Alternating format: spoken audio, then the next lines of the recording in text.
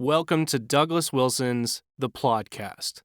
Today, Pastor Wilson chats about No Quarter November behind the scenes.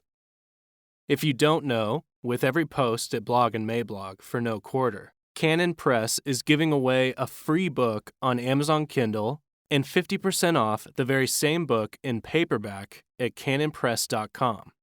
In order to keep up with all the free books, go like the Canon Press page on Facebook or follow us on Twitter and Instagram. Cheers.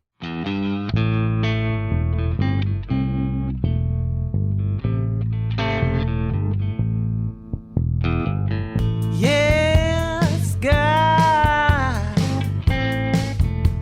God don't never change. He's God. So welcome to the Plodcast. This is episode 118, if I've counted correctly, and it's quite possible that I didn't. But according to my records, Plodcast, episode 118. So what I thought I'd do is talk for a few minutes about No Quarter November. As I'm recording this, November has just begun.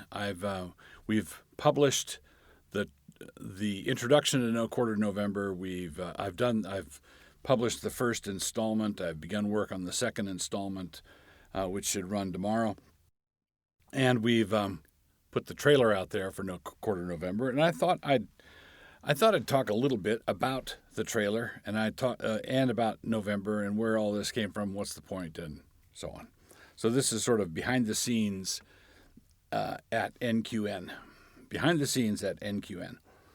So a little over a year ago, maybe a year and a few months, Nate and Heather were over visiting Nancy and me, and we were talking about different aspects of our communication with the general public. And Nate suggested basically the centerpiece of what became No Quarter November, and we kicked around some possible things to call it, and settled on No Quarter November, and then we did the the burning couch video, which apparently got the attention of a number of people. So let me begin by talking about how much of that and how much of the trailer for 2019 were special effects and how much was not.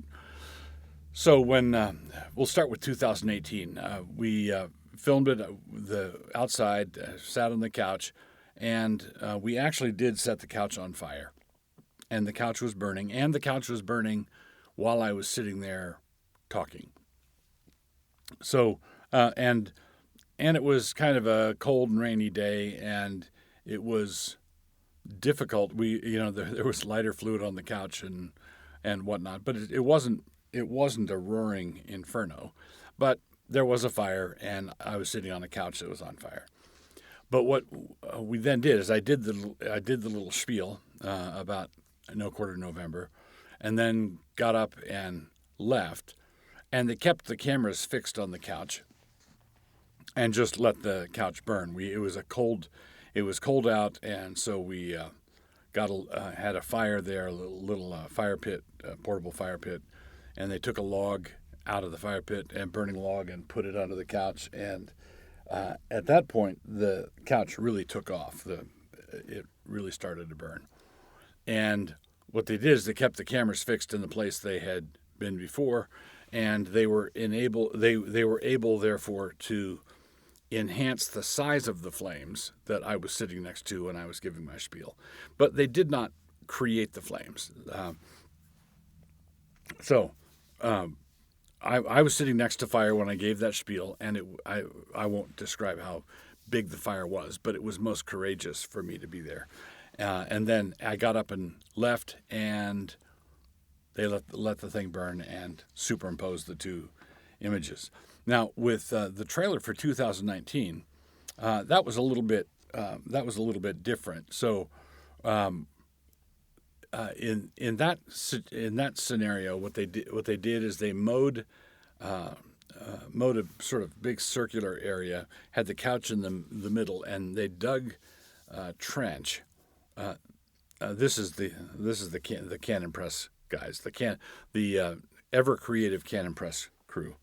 They dug a trench in the shape of the crossed pencils and the skull, and then in between those they had the armchair that I was to sit in, and so I came out there and they filmed. We filmed me walking around in the field that still had the tall grass, smoking a cigar and emptying the gas can, so that I don't give away too many trade secrets. Let me not say what was in the gas can, but let me also say that I'm not an idiot. I just put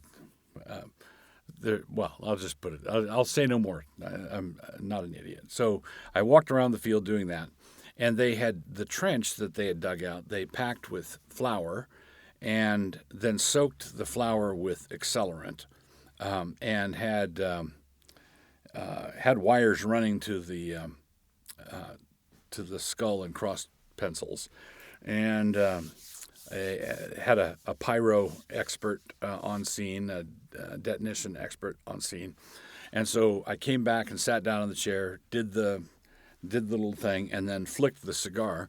And when I flicked the cigar that I flicked was on fire, but the cigar did not ignite the skull. So I flicked the cigar, and the expert off camera ignited the whole thing, and poof, it went. Now, again, because of the whole skull, the whole thing didn't fill in the way it ought to have, so they had to come back in and address that by enhancing the flames that way. But again, it was real fire, and I was really there, and again, most courageous. So, what's the point? Well, the point is, as I've explained in the posts, when I write polemically or when I write controversially, as a matter of reflex, as a matter of routine, I anticipate what people are going to say. But are you saying that all women are? Are you saying that that everyone who disagrees with you hates the God of the Bible? All of those objections that you should be able to anticipate. And what I try to do is, usually in the second paragraph or somewhere early on, acknowledge that I understand those objections are forthcoming and say something that qualifies it. So, no, I'm not saying this, or I don't believe that, or whatever. And, of course, if you're a certain kind of hostile, which a number of people are, the fact that I've made these, the fact that I've hedged my bets in this way, that I've said, no, I'm not taking the extreme position, matters not even a little bit. It doesn't even slow them down. So what we decided to do is once a year during the month of November, take those qualifications out and see if anybody notices a difference. Generally, thus far, the people who notice the difference are friends of our ministry, for whom the qualifications are a nuisance and a distraction, and they it's like giving them all a month off, and so there we are.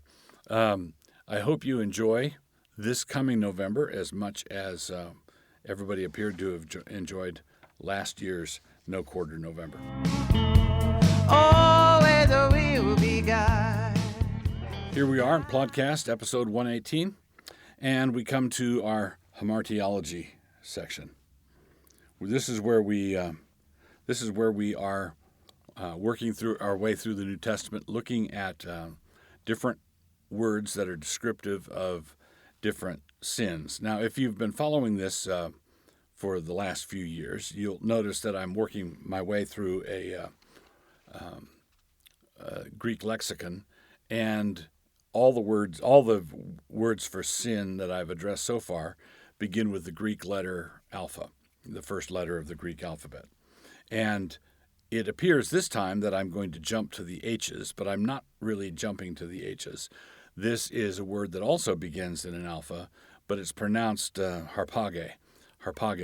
And that's because the alpha at the beginning has what in Greek is called a rough breathing mark that makes an H sound. So it begins with an alpha just like the others, and some of the weeks following it's the same deal. Harpage, and this word harpage refers to an ungodly spoliation of someone else's goods. So if you make a prey of someone, if you are going after their money or their wealth and you despoil them, that's what this word refers to. In Matthew, it is translated in the KJV as extortion, referring to the way that the religiously slick Pharisees and the scribes could squeeze money out of others. Jesus says in Matthew 23:25, "Woe unto you, scribes and Pharisees, hypocrites, for ye make clean the outside of the cup and of the platter, but within they are full of extortion and excess." Harpage, there it is, full of extortion, harpage, and excess. So extortion, of course, is the do this or else, so you put the squeeze on somebody. In another place, talking about the same reality, the translation renders it as ravening. Also the KJV, this is in Luke 11:39, and it's a very similar situation. "And the Lord said unto him, Now do ye Pharisees make clean the outside of the cup and the platter, but your inward part is full of ravening and wickedness." So in Matthew, it's extortion and excess. In Luke here, it's ravening and wickedness, but the first word there is harpage in both instances. Then, in the book of Hebrews, the author there, and whom I take to have been Paul, talks about this sin from the other direction, talking about how the believers there had joyfully endured the persecution of having others pillage their property. Their goods were seized by greedy and spiteful hands, but they rested in their true possession. Hebrews 10:34 says, "For ye had compassion of me and my bonds, and took joyfully the spoiling," there it is, "the spoiling of your goods, knowing in yourselves that ye have in heaven a better and an enduring substance." Hebrews 10:34. So harpage means extortion, spoliation, ravening, just greedily seizing is a good way of understanding it. God don't never change. So continuing on with podcast episode 118, we come to my book review. And the book I want to review this time around is Richard Baxter's book, The Saints' Everlasting Rest. Now, years ago, I read Baxter's great book, The Reformed Pastor, and this was sort of semi on a to-read list, to-do list. And, a month or two ago, a friend of mine mentioned in passing that he had listened to an audible version of The Saints' Everlasting Rest, and that he had listened to it four or five times, and just so good, he said. So when he said that, I thought, I had a hard copy of the book that I had not gotten to, so I got an audible version of it and listened to it just as my friend had done, and really enjoyed it. What I'd like to do is, if anybody is thinking about our final inheritance, our final destination, the Saints' Everlasting Rest, and Baxter spends a good deal of time on the opposite of the Saints' Everlasting Rest, which would be the sinner's everlasting torment. The book is about what it's like to die in Christ and what it's like to die outside of Christ, and he covers both subjects exhaustively. And what I want to do is talk. I want to talk for a moment. I'd like to use this review as an opportunity to talk about something that his discussion of hell, his discussion of damnation, made me think of. But that's not where the wealth in this book is found. The Saints' Everlasting Rest will quicken your desire for heaven. It will make you hungry to go. It'll make you eager to go there. So I don't want to take away from that. But I did take issue with Baxter's approach to the whole question of the psychology of damnation. And I think it may have just been a preacher's trope or a way of communicating, and it might not have been something he actually held to tenaciously. But here it is. If you are describing someone at the day of judgment, and they are about to be consigned to the lake of fire, and their whole mental attitude is that of, oh, why didn't I listen? Why didn't I pay attention? Why didn't I repent while there's still time? And quite frankly, I don't think that damnation is like that. I think that damnation is far more likely to be a case where the person entering into utter and final and complete condemnation is continuing to sin. In other words, it's not as though you have the truly repentant who go to heaven and the truly repentant who repented truly, but a moment too late, day late, dollar short. So they truly repented, but they did so after the deadline, after the offer was finally closed, and so they're banging on the door of heaven, saying, "Oh, let me in! I would love to spend eternity worshiping God through Jesus Christ." And God says, "No, sorry, you missed the deadline." I don't think it works that way. I believe that the person who has shut himself off from God's grace is in his condemnation, doubling down and tripling down, and is miserable because of it. And the Bible describes the day of judgment as the day when every mouth will be stopped. There will be no good argument to throw back at God. There will be nothing intelligible to say. But I want to insist on the fact that hell is not just a place for sinners to go, but it is a place where they continue sinning. When they are separated from God, they don't stop doing the things that got them where they are. They don't stop doing the things that got them where they are. So aside from that, as you're reading or listening to Baxter, The Saints' Everlasting Rest, factor that out, budget for that, and enjoy the read.